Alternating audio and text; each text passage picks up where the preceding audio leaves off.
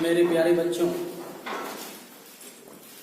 आज हम लोग पवन दूतिका का दूसरा भाग पढ़ने जा रहे हैं। कुछ अंश हम लोगों ने पार्ट 1 में पढ़ा था।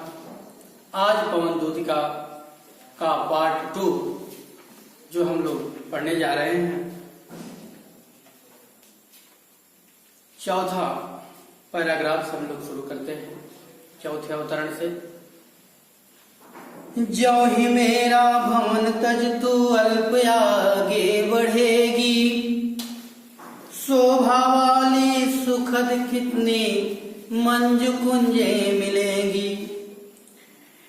प्यारी छाया मृदुल स्वर से मोह लेगी तुझे ओ, तो भी मेरा दुख लग वहां जान विश्राम लेना। राधिका जी पवन दूतिका को समझाते हुए कहती हैं कि हे पवन दूतिका, जो ही मेरा भवन तज तो अल्प आगे बढ़ेगी, जैसे ही मेरा भवन त्याग करके तू थोड़ा सा आगे बढ़ेगी, शोभा वाली सुखद कितनी मंजू कुंजे मिलेंगी। शोभा वाली जो सुशोभित हो रही हो, जो बहुत ही सुंदर लग रही हो, मंजू मन को हरण करने वाली बहुत सी कुंजे मिलेंगी, अर्थात फुलवारियां मिलेंगी, बाग बगीचे मिलेंगे। प्यारी छाया मृदुल स्वर से मोह लेगी तुझे हो। ऐ पवन दूतिका, वे कुंजे, वे फुलवारियां, वे बाग बगीचे अपनी प्यारी छाया से और मीठे स्वर से तुझे मोहित कर लेगी। लेकिन ऐ पवन दूतिका, तो भी मेरा दुख लग वहां जाना विश्राम लेना। हे पवन दूतिका, मेरे दुख को याद कर लेना, मेरा दुख लग, मेरे दुख को याद करते हुए तू वहां विश्राम मत करना। मैंने तुमको जहां भेजा है, अर्थात अपने प्रियतम श्री कृष्ण के पास मथुरा, उस रास्ते को चल देना, वहां पर तुम विश्राम मत करना। आगे नेक्स्ट दोहे में देखते हैं। थोड़ा आगे सरसरों का धाम सतपुष्प वाला, अच्छे अच्छे बहुद्रुम लतावान सौंदर्यशाली।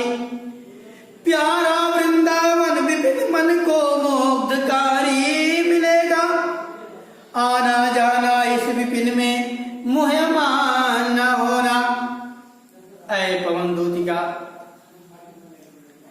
थोड़ा आगे जब जाओगी, जैसे ही वहां से निकल करके थोड़ा आगे निकलोगी तो सरसरों का सुंदर ध्वनियों का एक धाम मिलेगा, सतपुष्प वाला, जहां पर सुंदर सुंदर फूल खिले होंगे, जहां पर सुंदर सुंदर फूल खिले होंगे। अच्छे अच्छे बहुद्रुम, वहां अच्छे अच्छे वृक्ष दिखाई, द्रुम मतलब वृक्ष, अच्छे अच्छे बहुत से वृक्ष दिखाई पड़ेंगे। लतावान सौंदर्यशाली, जिसमें बहुत सी लताएं लटकी होगी और अपनी सुंदरता को बिखेर रहे होंगे, जिसमें बहुत सी बेलें लटकी होंगी, लताएं लटकी होंगी और अपनी सुंदरता को बिखेर रहे होंगे। कौन? वे पुष्प किसमें लटके होंगे? वृक्षों में। प्यारे बच्चों, प्यारा वृंदावन विपिन मन को मुग्धकारी मिलेगा। एक वहीं पर वृंदावन का एक जंगल मिलेगा जो मन को मोहित कर लेगा, मुग्धकारी, मन को मोहित कर लेगा। प्यारा वृंदावन विपिन, विपिन मतलब जंगल, प्यारा। आगे एक जंगल मिलेगा जो वृंदावन का जंगल है, जो तुझे मोहित कर लेगा। आना जाना इस विपिन में मुह्यमान अय पवन दूतिका, तुम इस विपिन में आना है और जाना, इसके लिए मैं नहीं रोक रही हूं, लेकिन मोहित मत होना कि तू वही मोहित होकर के रुक जाए और मेरे संदेशा को भूल जाए, ऐसा मत करना। जाते जाते अगर पथ में क्लांत कोई दिखावे, तो जाके सन्निकट उसकी क्लांतियों को मिटाना। धीरे धीरे परस करके गातो ताप खोना, सदगंधों से श्रमित जन को हर्षित सा बनाना। प्यारे बच्चों, राधा जी कहती हैं कि ऐ पवन दूतिका, जाते जाते अगर पथ में क्लांत, क्लांत मतलब थका हुआ, पथ मतलब रास्ता, जाते जाते अगर पथ में क्लांत कोई दिखावे, जाते जाते रास्ते में कोई थका हुआ व्यक्ति तुम्हें दिखाई पड़ता है, तो क्या करना? तो जाके सन्निकट उसकी क्लांतियों को मिटाना। ऐ पवन दूतिका, ऐ हवा, तुम जाकर के उसके सन्निकट, उसके पास में उसके थकान को दूर कर देना। जाके उसके सन्निकट, उसके पास चली जाना और क्लांतियों को मिटाना, उसके थकान को दूर कर देना। धीरे धीरे परस करके गातो ताप खोना, सदगंधों से श्रमित जन को हर्षित सा बनाना। धीरे धीरे परस करके गात उत्ताप खोना, धीरे धीरे उस थके हुए व्यक्ति को परस करके, स्पर्श करके, छू करके उसके उत्ताप को, उसके शरीर में जो थकान की गर्मी है उसको क्या करना? दूर कर देना। गात उत्ताप खोना। फिर क्या? सदगंधों से श्रमित जन को हर्षित सा बनाना, और सदगंधों से, अपने अच्छे गंध से, अपने सुगंध से उस थके हुए व्यक्ति को खुशहाल कर देना। हर्षित सा मतलब खुशहाल कर देना। नेक्स्ट, लज्जाशील पथिक महिला जो कहीं दृष्टि आए, होने देना विकृत वसना तो न तो सुंदरी को। जो थोड़ी भी श्रमित हो गोद ले श्रांति खोना, होठों की और कमल मुख की म्यालनाएं मिटाना। प्यारे बच्चों, बहुत सुंदर शब्दों में हरिऔध जी ने कहा है कि लज्जाशील पथिक महिला जो कहीं दृष्टि आए। ऐ पवन दूतिका, कौन कह रहा है? श्रीमती राधा जी पवन दूतिका से कह रही हैं कि ऐ पवन दूतिका, लज्जाशील पथिक महिला जो कहीं दृष्टि आए। लज्जाशील पथिक महिला अगर तुम्हें दिखाई पड़ती है तो होने देना विकृत वसना, न तो सुंदरी को। ऐ पवन दूतिका, उसके शरीर से वस्त्र को अलग मत होने देना, उसके शरीर से वस्त्र को अलग मत होने देना। जो थोड़ी भी श्रमित वह हो गोद ले श्रांति खोना, अर्थात जो अगर थोड़ी भी थकी हुई हो।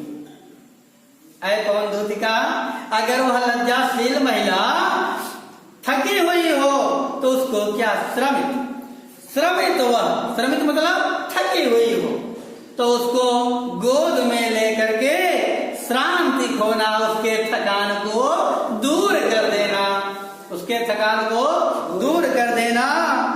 होठों की और कमल मुख की म्यालनाएं मिटाना, उसके होठ जो सूख गए हैं, होठों की और कमल मुख की, जो कमल के समान उसका मुख था मुरझा गया है, उसकी मलिनता को, उसके कष्ट को तुम क्या करना, दूर कर देना। होठों के और उसके कमल के समान मुख की जो मलिनता है उसको मिटा देना, दूर कर देना। कोई क्लांता कृषक ललना खेत में जो दिखाए, धीरे धीरे परस उसकी क्लांतियों को मिटाना। जाता कोई जलद यदि हो बेग में तो उसे ला, छाया द्वारा सुखित करना तप्त भूतांगना को। प्यारे बच्चों, कोई क्लांता कृषक ललना, कृषक ललना, कृषक ललना का मतलब किसान की औरत, किसान की औरत। कोई क्लांता, कोई थकी हुई किसान की औरत, किसान की स्त्री खेत में जो दिखाए, अगर तुम्हें खेत में दिखाई पड़ती है, कोई थकी हुई किसान की स्त्री यदि खेत में दिखाई काम कर रही है और खेत में दिखाई पड़ती है, भाई काम कर रही है, तो धीरे धीरे परस उसकी क्लांतियों को मिटाना, धीरे धीरे स्पर्श करते हुए ऐ पवन दूतिका उसके क्लांतियों को, उसके थकान को दूर कर देना, मिटा देना। जाता कोई जलद यदि हो व्योम में तो उसे ला, यदि कोई जलद बादल, जलद मीन्स बादल, यदि बादल कोई जा रहा हो तो उसे ला, क्या करना, व्योम मतलब आकाश में कोई बादल जा रहा हो तो उसे ला करके छाया द्वारा सुखित करना तप्त भूतांगना को, उस बादल की छाया को ले आकर के उसके सिर के ऊपर कर देना, जिससे उसे शीतलता मिलने लगे। जो तप रही है ना, उससे शीतलता मिलने लगे, वह सुख का अनुभव करने लगे। उस तपती हुई भूतांगना को, उस बादल के टुकड़ों को जब ऊपर कर दोगे तो उससे उसे शीतलता मिलने लगेगी और वह सुख प्रदान कर, अर्थात सुख अपने लिए अनुभव करने लगेगी। ठीक है, आइए आगे देखते हैं। जाते जाते पहुंच मथुरा धाम में उत्सुकता हो, न्यारी शोभा वर नगर की देखना और मुग्ध होना। तू होवेगी चकित लक्के मेरु से मंदिरों को, आभा वाले कलश जिनके दूसरे अर्क से हैं। ध्यान दीजिए कि जाते जाते ऐ पवन दूतिका, श्रीमती राधा जी कहती हैं, ऐ पवन दूतिका जाते जाते पहुंच मथुरा धाम में उत्सुका। जब तुम मथुरा धाम में पहुंच जाना तो तुम प्रसन्न हो जाना, उत्सुक हो जाना, क्योंकि वही मथुरा धाम मेरे प्रेमी अर्थात प्रियतम श्री कृष्ण का घर है, इसलिए तुम प्रसन्न हो जाना। न्यारी शोभा वर नगर की देखना और मुक्त होना। वर नगर, मेरे प्रियतम के नगर की तुम शोभा, वर नगर, वर माने श्रेष्ठ होता है, और यहाँ वर माने दूल्हा भी होता है। तो वर नगर की, मेरे प्रियतम के नगर की तुम शोभा देखना और क्या हो, मुग्ध हो जाना वहां पर। फिर क्या, तू होएगी चकित लक्के मेरु से मंदिरों को। जब वहां जाओगी ना तो वहां बड़े बड़े मंदिर बने हुए हैं, सुमेरु पर्वत, मेरु मतलब सुमेरु पर्वत जैसे मंदिर। वहां के मंदिरों को देखेगी तो चकित हो जाएगी। आभा वाले कलश जिनके दूसरे अर्क से हैं, और जिन मंदिरों में कलश लगे हुए हैं, ऊपर लगा होता है ना, ऊपर कलश जैसा लगा होता है, तो उनके जो कलश लगे हुए हैं दूसरे अर्क से है। अर्क मतलब सूर्य, जैसे दूसरा कोई सूर्य चमक रहा हो, इस प्रकार वे कलश दिखाई पड़ते हैं। नेक्स्ट, देखे पूजा समय मथुरा, मंदिरों के मध्य जाना, नाना वाद्यों मधुर स्वर की मुग्धता को बढ़ाना, कीमा लेके रुचिर तर के शब्दकारी फलों को धीरे धीरे मधुर रव से मुग्ध हो बजाना।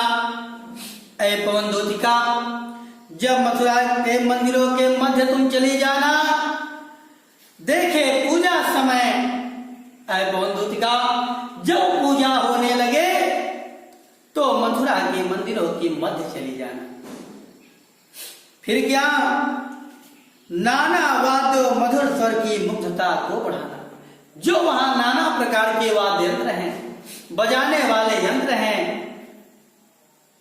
उनमें प्रवेश कर जाना और अपनी लय से उनकी मुग्धता को, उनके बजने के तरीके को बहुत अच्छा बना देना, अर्थात उनमें स्वर प्रवाहित कर देना।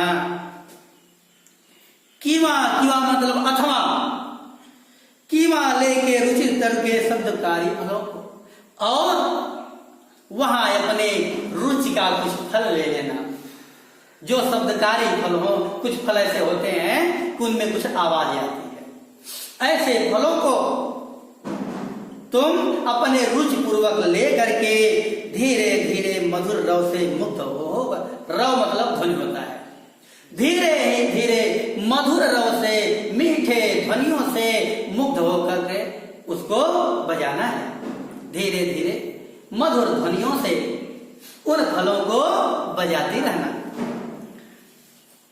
नेक्स्ट आगे देखते हैं, तू देखेगी जलद तन को जा वहीं तद्गता हो, होंगे लोने नयन उनके ज्योति उत्कीर्णकारी, मुद्रा होगी वरवदन की मूर्ति सी सौम्यता हो, सीधे साधे वचन उनके सिक्त होंगे सुधा से।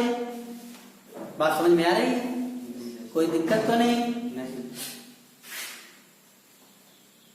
तू देखेगी जलद तन को जा वहीं तद्गता हो। जलद तन, जलद मतलब बादल, तन मतलब शरीर वाले। बादल सांवला होता है और सांवली शरीर वाले कौन है? वह कन्हैया, हमारा प्रियतम। कौन कह रहा है? राधा जी। किससे कह रही हैं? कौन को? तू देखेगी जलद तन को जा वहीं तद्गता हो।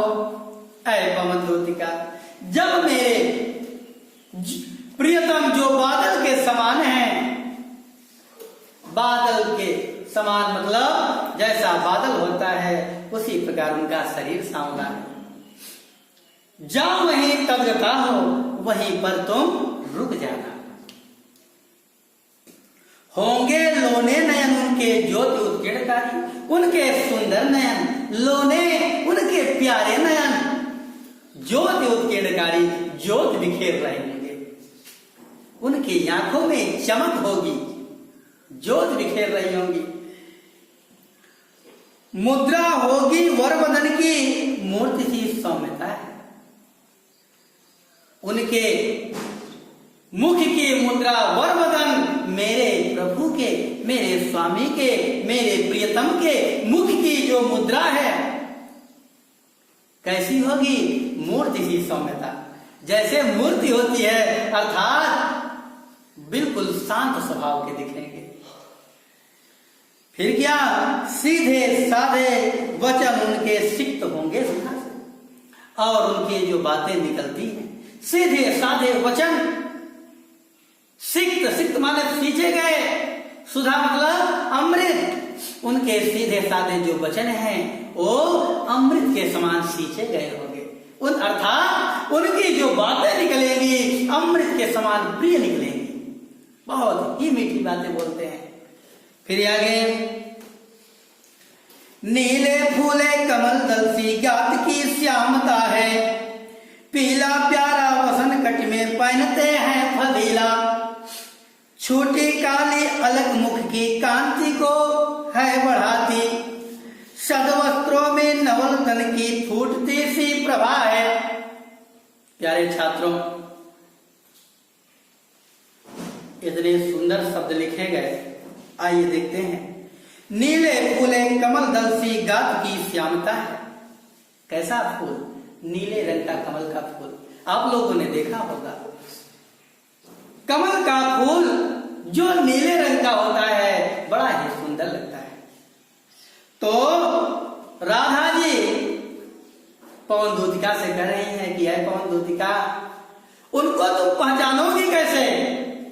मैं पहचान बता रही हूं कि नीले फूले कमल दल सी गात की श्यामता है। जिस प्रकार नीले रंग का फूल होता है कमल का, उसी प्रकार गात मतलब शरीर, उसी प्रकार नीले रंग का शरीर हमारे श्याम का है।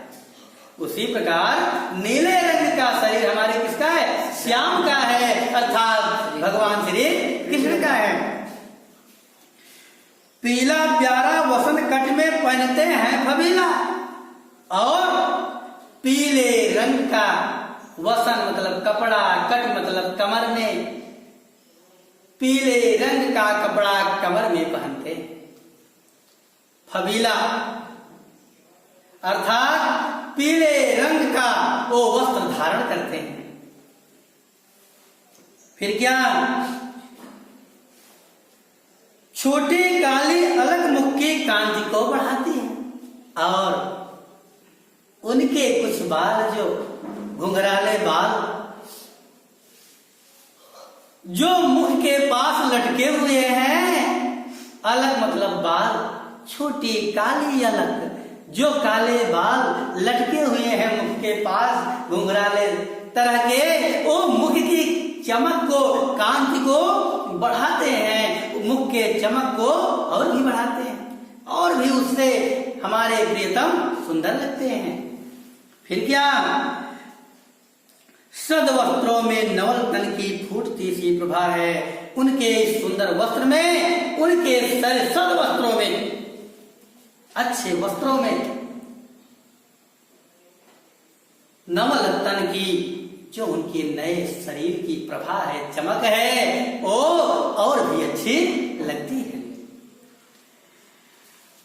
15 आज हम लोग पढ़ लिया जाए, उसके बाद नेक्स्ट वीडियो में पढ़ा जाएगा। साचे ढाला सकल वपु है दिव्य सौंदर्यशाली, सत्पुष्पोषी सुरभि उनकी प्राण संपोषिका है। दोनों कंधे वृषभ बरसे हैं बड़े ही सजीले, लंबी बाहें कलम करसी शक्ति की पेटिका है। साचे ढाला